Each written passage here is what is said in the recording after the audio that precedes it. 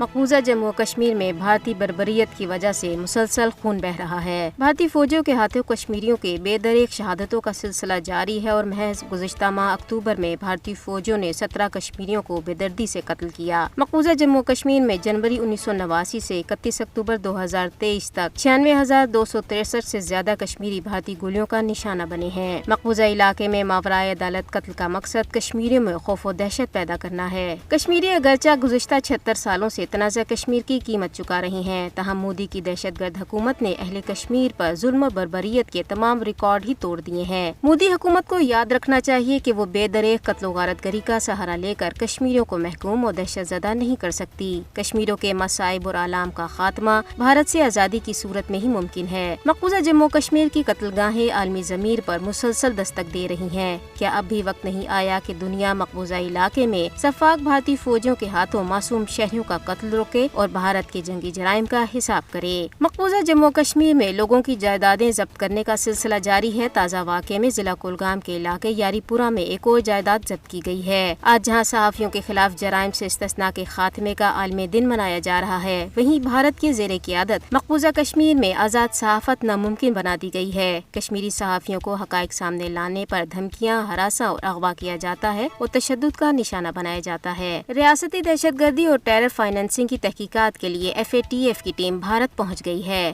بھارتی شہر ممبئی دنیا میں جوئے کا سب سے بڑا اڈا بن چکا ہے اور بھارت کو کینیڈا سمیت دیگر ملکوں میں ریاستی دہشت گردی سے متعلق بھی سوالات کا جواب دینا پڑے گا۔ دراصل بھارت میں مذہبی اور سیاسی جبر کے خلاف امریکی سینٹ میں سینیٹر ٹامی بیلٹمن نے قرارداد پیش کی ہے، جس میں مطالبہ کیا گیا ہے کہ بھارت میں مذہب کی بنیاد پر امتیازی پالیسیوں کا معاملہ اٹھایا جائے اور منظم مذہبی اور سیاسی ظلم و ستم روکنے کے لیے مودی حکومت پر دباؤ ڈالا جائے۔